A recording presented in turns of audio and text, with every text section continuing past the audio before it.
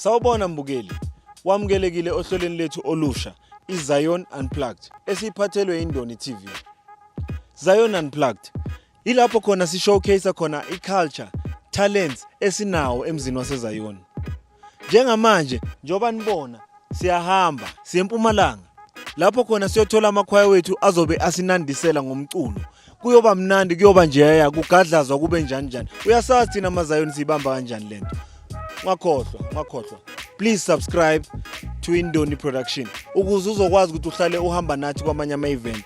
Ungakhohlwa, subscribe. Ungakhohlwa.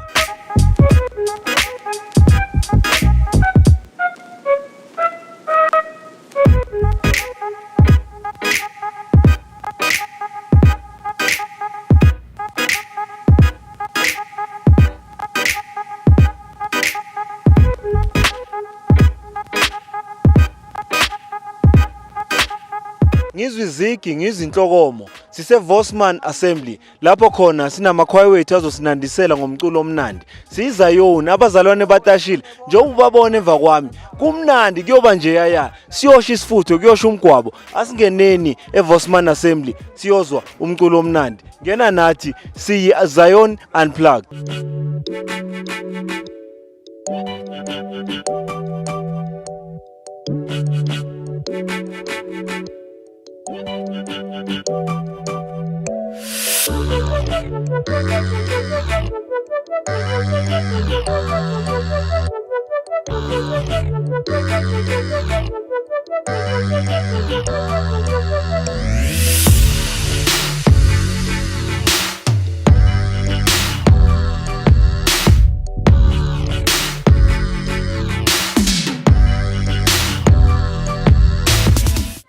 Lo khulumayo uSipho Gama weJoyous of God nongumphathi futhi weJoyous of God ekhwayeni. Inhloso enkulu ngale event ukuthi senze abantu basibone live sise stage, kungabi sekutheni each and every day abantu basibona kwi-TV, but sikwenzile today ukuthi size eWheatbank ukwenzela ukuthi abantu base-Wheatbank bazokhona ukusibona estage, bangagcini ukusibona ku-TV.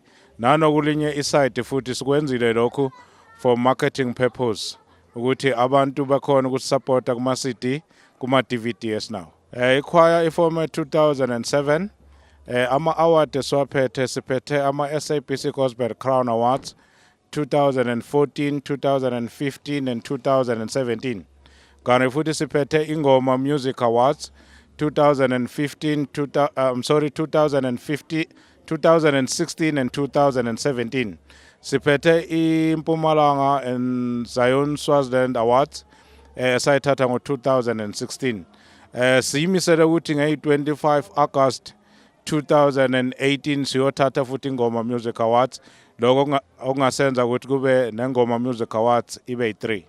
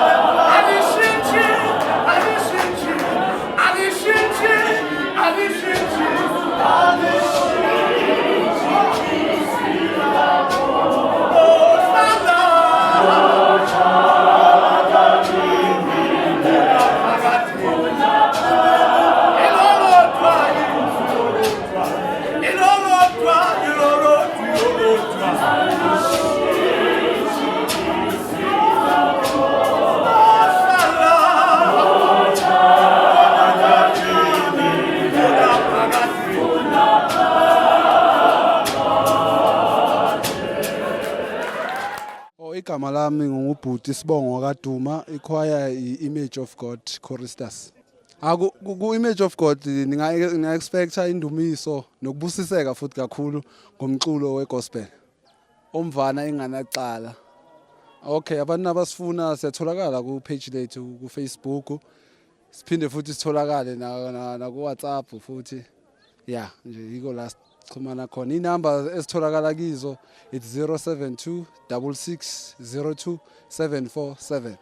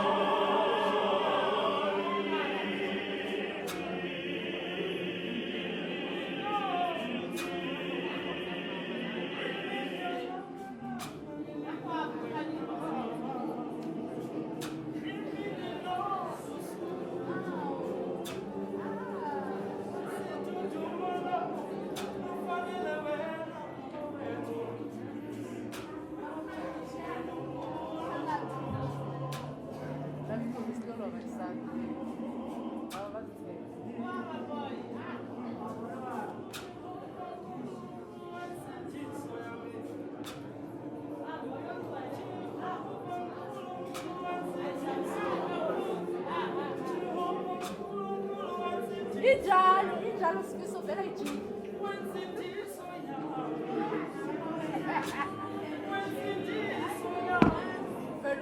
Vula umlomo.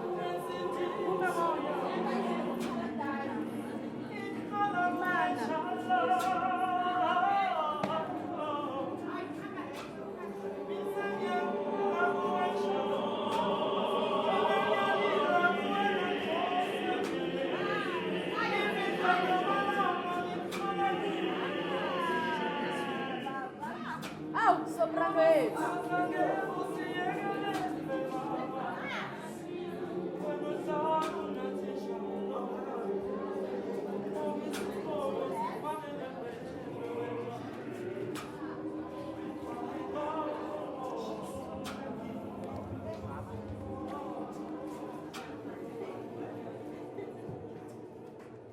As suas saídas coleção, as suas saídas são, Sanibonani, mina igama lami nguWandile wakaNkosi, ngikhwaya iRevival of Joy sekaTlowongu. Amen. Sanibonani babukeli lo khulumayo ufuna wakhe wakaGadebe ngikhwayela iRevival of Joy ebuya le Esprit ngicula ibaraton ekhwayeni. Amen. Into ekumele ukuthi nilindele ngathi I message ebalekile esizobe siletha kubo bonke abantu. And then namaphimbo amnandi ngoba kubalekile ukuthi kukho konke esikwenzayo sikwenze sikwazi nanokuthi sikhuthaze wonke umuntu othanda lokhu esikwenzayo njengoba lisho neza ukuthi umhlabelelo uyamthokozisa odabukileyo. Amen yilokho. Okay, thina sitholakala kuwonke ama-social network, siyatholakala ku-Facebook, uyasithola ku-WhatsApp, uyasithola ku-Instagram, mawusifuna uyasi-emailela mawusifuna, sitholakala endaweni yasekaTlowongu. Amen. Inamba ongasithola kuyo ku-WhatsApp group ungasithola ku-078 1372 988 078 1372 988. Ozosithola ku-email uyasithola revivalofjoymc@gmail.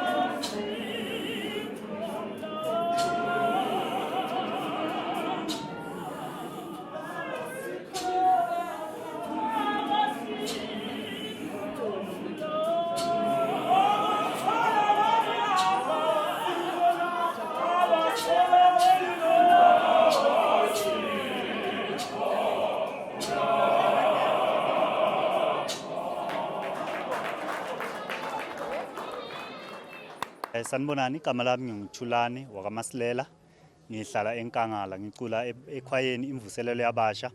Kanti ke lo miphambi kwenu yifounder yemvuselelo yabasha, aphinde futhi abe ngobahlanganisayo ukuthi bakwazi ukucula baye phambili. Simvuselelo yabasha nje singabantu abasha nje bakuthanda nje ukucula ngendlela esimangaliso. Ningakulindela kakhulu emvuseleleni yabasha umculo ozonikhuthaza, umculo ozoletha indumiso. Thina emvuseleleni kakhulu uma siculela izulu, siculela ukuthi kwehle izulu lehlele lakithi. Manje into esiyifunayo ukuthi fanele nazi ukuthi sizodumisa uNkulunkulu, kanti futhi sizonipha ukudla okuzonivuselela, okuzoba ukudla ukuthi noma sesisukile kodwa indumiso wena ingasukini isoloko ihleli njalo. Okay, siyatholakala ku Facebook, sine page lethu imvuselelo yabasha Masquire, kanti futhi siyatholakala khona ku Facebook lapho sine account khona lapho uma usearcha imvuselelo yabasha uzosithola lapho. Kanti na ku WhatsApp uma uzosithola ungene ku inbox ya ku Facebook kula uzothola khona wonke ama details sizokunikela ama contacts we WhatsApp.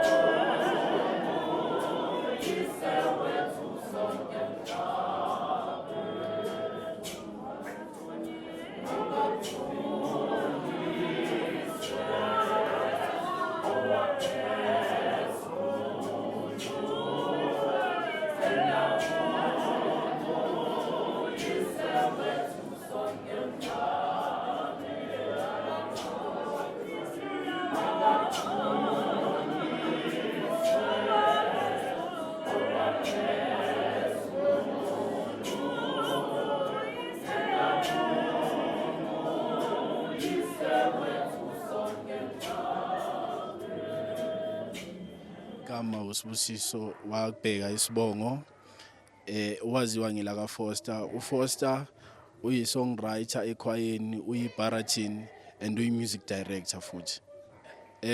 Kuthi sihlangene amakhwaya ase Standerton ukuthi sikhombise ukuthi amakhwayas angale Standerton abambene nanokuthi ayafuna ukusiza amanye amakhwayas angaphhandle akhule ngoba sewaneminyaka ethe caca kakhulu. True Servants of God isiyenze ama-albums awu4 kodwa ecishe ngathi ayavela kube ama-albums awu2. Iculo engilibona ukuthi lingabathokozisa mhlambe abalaleli emakhaya iculo elithi izwi lakho lingukukhanya ezimpilweni zethu. It's a worshiping song. Ngiyathemba ukuthi izobakha futhi nabalaleli emakhaya. Okunye futhi True Servants of God isineminyaka ewu14. Ngonyaka ozayo sizobe sisena 15 years of which sizobe singenzanga into etheni kodwa sizobe sikhombisa abantu ukuthi it's the longest choir elikhona. Then uma ufuna imininingwane kabazi ngeTrue Servants of God ungayithola kubo Facebook, iyatholakala. Ngiyabonga.